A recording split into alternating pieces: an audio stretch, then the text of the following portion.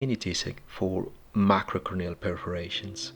In this technique, a small posterior lamellar disc is used to seal macroperforations, and unlike standard DSAEK, no large corneal incisions are required. We present 3 cases and demonstrate the advantages and benefits of this technique compared to the traditional penetrating tectonic keratoplasty. So the first case was a young patient with a 2 mm paracentral inferior perforation and iris prolapse. However, the visual axis was clear and he had previously good vision. So after injecting viscoelastic to reform the anterior chamber, a 3 mm disc was introduced into the eye through the perforation, and following this, air was injected to tamponate the eye through a previously created paracentesis. After this, fibrin glue was placed over the defect, and a small piece of donor lamellar tissue and amniotic membrane were employed to cover the defect.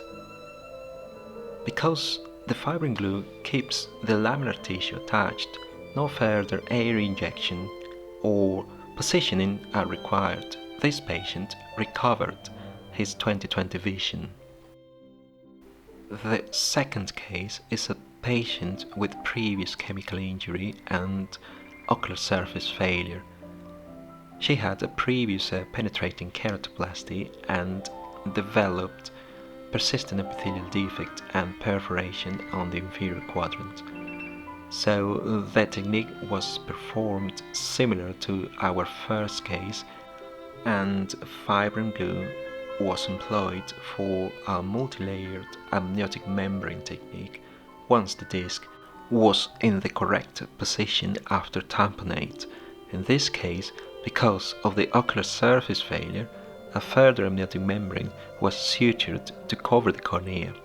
This patient remains stable months after surgery. The third patient is a very challenging case of a macroperforation in a patient with fungal keratitis and end-stage Stevens-Johnson syndrome.